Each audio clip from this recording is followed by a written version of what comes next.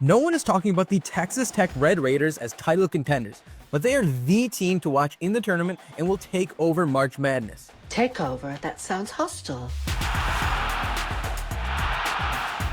You asked for it and we delivered. It's Fan Friday, and you, the fans, chose today's topic for point of view. Don't forget to leave a comment down below. Let us know what NCAA tournament team you think we need to watch.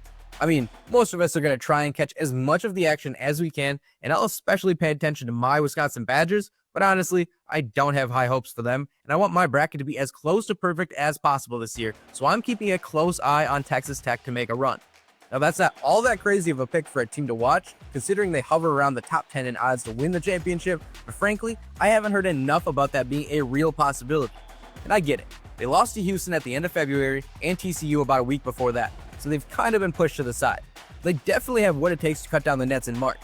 The thing I always go to first when deciding who can actually win it all is where they land in the KenPom rankings. Since 2001, 96% of title winners had a top 21 offense heading into the tournament, and 91% had a top 31 defense. So assuming that rings true again this go-around, that really limits the teams who fit into that category.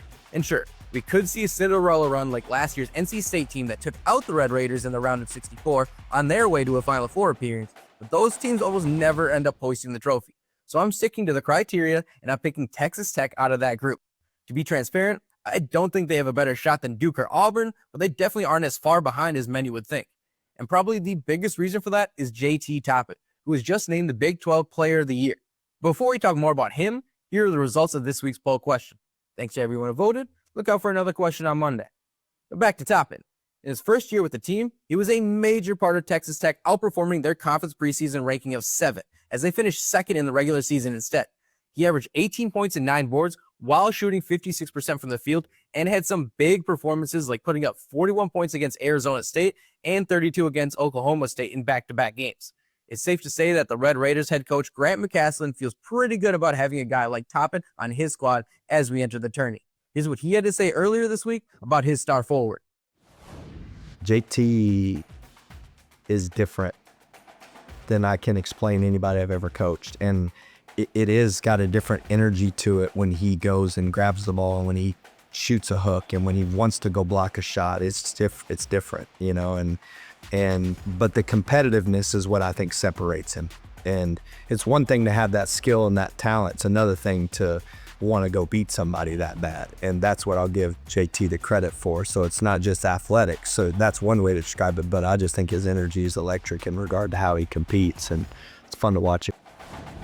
Different is exactly how you want to be described at this time of the year, because those are the guys that give you the best chance to make some noise the next few weeks. But I have to point out one other player who may not be at the same skill level as Toppin, but is right there with him in terms of importance to team success, and that would be super senior Chance McMillan. He's averaging 14-4 on 53% shooting. What he does beyond the stat sheet is what makes him an invaluable member of the team. And don't take my word for it. Here's Coach McCasland after beating Arizona when asked what it's like to have a team that takes accountability. Listen in. He's such an unbelievable teammate. And nobody's harder on himself. Nobody's harder on him than he is on himself. And he's not playing perfect. He's making a lot of mistakes at times, but he's not shying away from it. He's really inspirational for me, because I hope that I'm like Chance. Not just as a coach,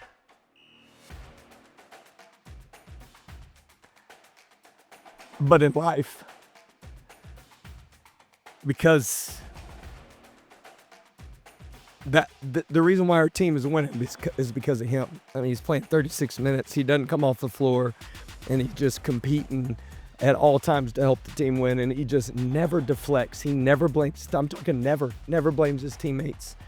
And he's told me on several occasions, coach me as hard as you can, and I'll make sure you don't lose the locker room. And it's just to his credit that our guys are that way.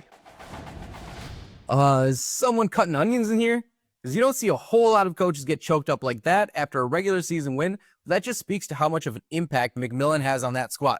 Of course, he's a very productive player as well, and is one of 4 Red Raiders averaging double-digit scoring.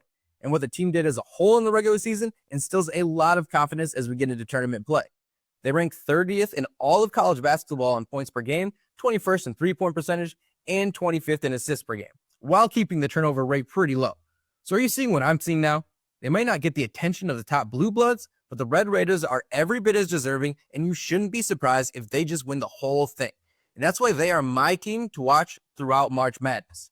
And I'm sure a lot of you are just happy to have a break from the Dallas Cowboys after that miserable season. I know many people blame Jerry Jones for their misfortunes, but I think he actually is one of, if not the best owner in the NFL. For more on that, check out this past episode of Point of View. Enjoy the weekend. We hope to see you again on Tuesday.